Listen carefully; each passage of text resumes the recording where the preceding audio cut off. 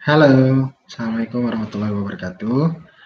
Ya, kenalkan, gua Rangga, gua domisili di Bogor, tapi saat ini memang sedang ada di Jakarta dan beberapa hari kemarin itu membuat gue memang harus stay ada di Jakarta. Nah, teman-teman udah pernah tahu kan, dan mungkin sampai saat ini banyak banget kabar-kabar tentang corona. Bisa jadi di tempat teman-teman juga memang ada pembatasan gitu ya, pembatasan untuk bekerja yang tadinya di kantor lalu sekarang sudah di rumah. Ya sampai sekarang orang-orang ya bekerja ataupun beraktivitas di rumah aja. Sampai belajar pun sama anak-anak yang memang SD gitu ya dari ya sampai UTS-nya pun di rumah. Tadi sih di hal positifnya dari kejadian ini. Tapi memang ada juga ya yang sehari-harinya bisa keluar rumah, tapi sekarang ngerasa terperangkap di rumah. Ataupun ada yang memang ada himbauan untuk di rumah aja, tapi ya sengaja aja keluar gitu ya, tanpa mempedulikan beberapa hal yang harus dijaga. Dan itu sudah menjadi maklumat untuk kita semuanya. Terus juga lagi merasa sakit, pusing, atau lagi demam, nah itu juga kan menjadi hal-hal yang harus kita perhatikan. Karena jangan sampai pas kita keluar, nah kita nanti yang mudah-mudahan enggak gitu ya terjangkit virus tersebut ataupun kita menjadi pembawa ataupun orang ketika melihat kita, nah tadinya flu biasa, tapi karena memang gejala-gejala untuk wabah COVID-19 ini, salah satunya adalah ya flu gitu ya, lalu demam, panas yang tinggi, itu kan bisa membuat orang lain yang melihat kita, wih ini jangan-jangan orang yang lagi kena COVID nih, atau kena corona gitu kan. Nah hal-hal seperti ini kita untuk menghindari dan untuk menjaga sama-sama gitu saling menjaga kejadian-kejadian yang tidak kita inginkan. Maka dari itu teman-teman, yuk dari sekarang kita timbulkan kesadaran kita untuk saling menjaga hal-hal itu dari diri sendiri, dari pakai masker, lalu juga sebenarnya mencuci tangan itu juga bisa menjadi salah satu hal yang harus kita perhatikan. Mencuci tangan ketika pulang dari pergi gitu ya, misalnya kita beli sandang pangan dari pasar, dari tempat-tempat yang lumayan jauh ataupun di luar rumah lah gitu kan. Nah itu kan kita berinteraksi secara langsung dengan orang-orang di luar sana, di luar rumah kita. Nah itu kan berarti ada apa ya acara transaksional gitu kan antara kita dan orang lain.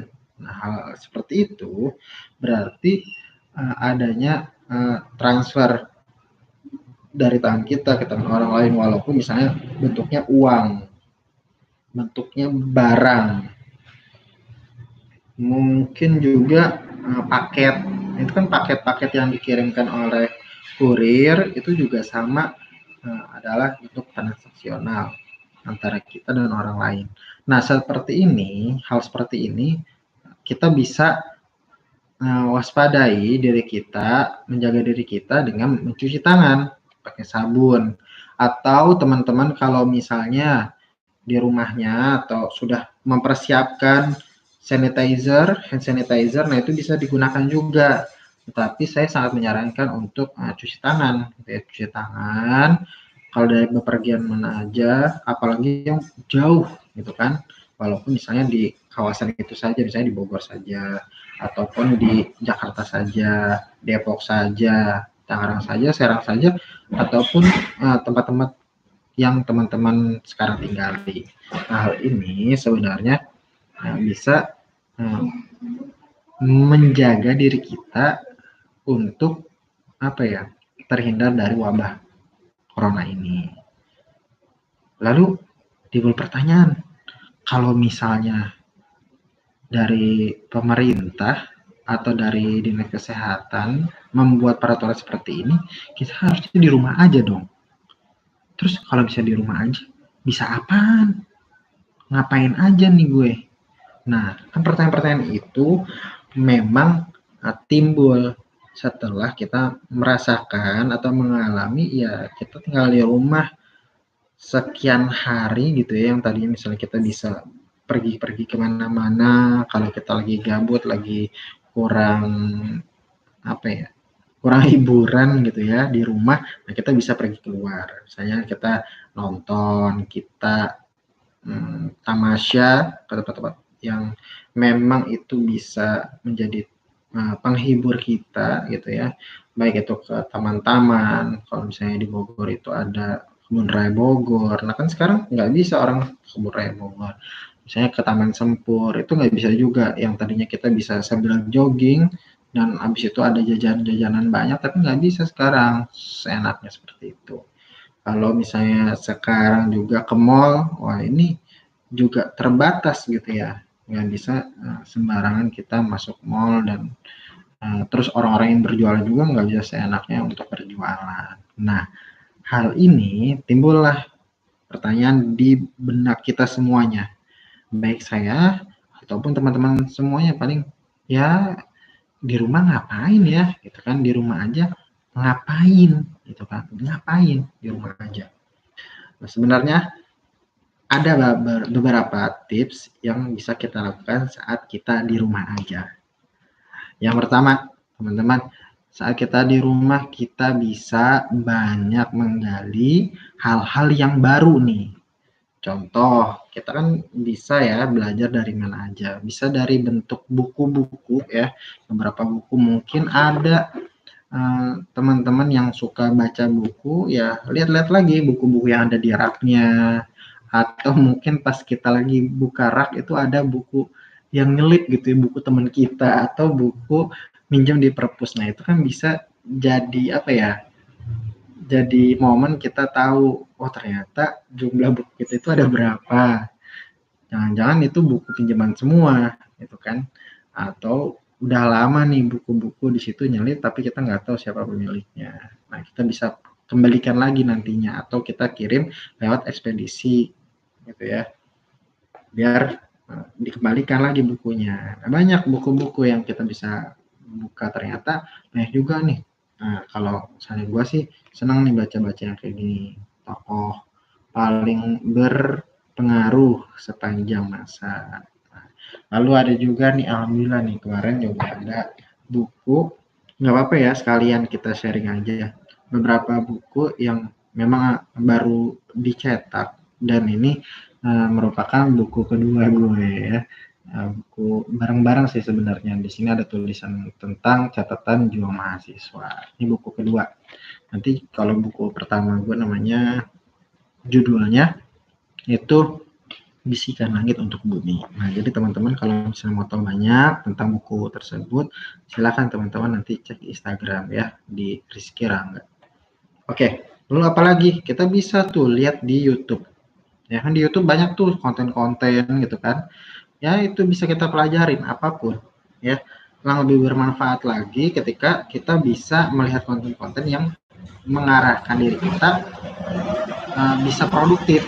Ya itu kan lebih bermanfaat lagi. Jadi kita semasa di rumah aja kita bisa banyak banyak skill gitu ya. Kita bisa coba A, B, C sampai Z. Mungkin hal-hal yang dulunya itu cuma jadi angan-angan kita atau cuma jadi planning-planning kita selama ini, kita bisa coba. Ya, sekarang udah banyak sih ya bikin orang-orang bikin kerajinan, terus juga bikin apa ya? Kalau orang yang suka masak, nah itu kan bisa lihat resep ya. Apalagi sekarang lagi marak banget tuh ya, kopi dalgona. Kalau misalnya kopinya gagal namanya dalgona gandul. Nah, itulah ya. Terus bisa. Nah, apalagi sekarang nih mau puasa kan. 2 hari lagi nih kita udah mau puasa.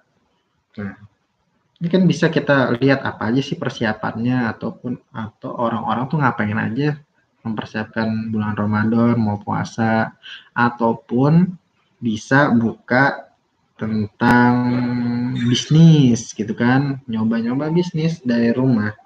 Yang tadinya mungkin kita pernah bisnis apa, karena memang di rumah aja dan terbatas medianya, ya bisa jadi kita bikin bisnis yang baru. Atau kita bisa join, ya kan, bisnis apa nih yang sekarang bisa kita kolaborasiin. Nah, hal ini kan bisa menjadi hal-hal yang menarik gitu ya. Nah, itu yang pertama, kita bisa belajar hal yang baru. Lalu yang kedua, ngapain sih? Olahraga dong. Olahraga selama ini kita sering beraktivitas gitu ya, tapi kadang-kadang kita lupa dengan tubuh kita yang harus diolah gitu ya, olahraga makanya namanya. Nah, badan kita pun harus kita olah. Ya, sehari kita bisa olahraga 15 menit sampai 12 menit, 20 menit gitu ya. Ya paling lama 30 menit gitu ya sehari. Bisa juga mungkin teman-teman nyoba olahraga yang baru. Contoh misalnya sekarang lagi apa ya, panahan gitu kan. Wih, orang sekarang beli panahan macam-macam, lalu ada busurnya yang berbagai macam. Nah, itu kan bisa dilakukan di rumah. Kalau berkuda ya mungkin kalau misalnya ada punya halamannya ya silakan gitu kan. Ini jadi hal-hal yang baru. Terus apalagi?